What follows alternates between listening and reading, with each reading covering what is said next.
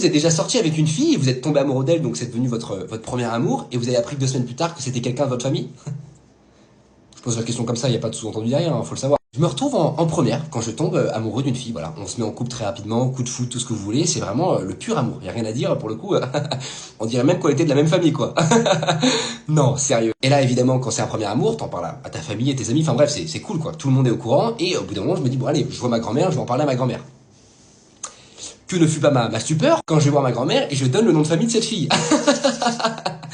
Alors elle me dit, wow, bah c'est dingue, ce nom de famille me dit quelque chose. Et c'est là que ma grand-mère m'annonce avec un calme absolument titanesque que ses propres cousins éloignés portent le même nom de famille que ma petite amie. Bah alors là, je suis scotché, on peut pas vous mentir, il n'y a pas d'autre mot. Elle m'explique tranquillement qu'ils avaient un nom de famille composé. Donc par exemple, le nom de famille de ma petite amie de l'époque, c'était Clafoutis. Et imaginons que le nom de famille de jeune fille de ma grand-mère, c'était de la Clairière. Bah il y a des gens dans la famille, donc les cousins de ma grand-mère, qui s'appelaient par exemple Jason Clafoutis de la Clairière, ou par exemple Titouan Clafoutis de la Clairière. Clafoutis, le nom de famille de mon ex, de la Clairière, le nom de famille de jeune fille de ma grand-mère, de ma famille, à moi. Donc tout naturellement, dans un stress absolument abondant, je me dis, bah je vais colle les cousins, parce que c'est...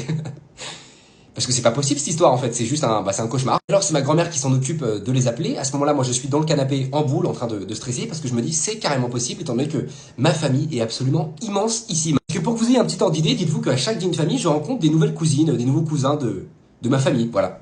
Chaque dîner de famille, hein, c'est-à-dire que c'est abondant. Bref, à ce moment-là, ma grand-mère termine l'appel et elle me dit bah écoute, vous avez bien un ancêtre en commun sur globalement 5 générations.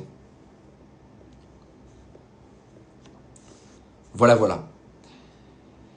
Bon, la nouvelle est pas joyeuse, on va pas se le cacher. Le lendemain, je suis allé voir ma petite amie et je suis allé lui annoncer la nouvelle. Évidemment, pas de sourire sur son visage, non, donc plutôt des pleurs drastiques. Et on est resté ensemble 7 mois, voilà. Avec un déni, je vous le cache pas, totipotent, mais on est quand même resté ensemble. Et ce qui a joué globalement en ma faveur quand ça s'est terminé, je me suis dit, bon, relativise Alexandre, de toute façon, si t'avais eu des enfants avec elle, ils auraient eu un petit retard, voilà. Ils auraient pas été que dyslexiques, si vous voyez ce que je veux dire.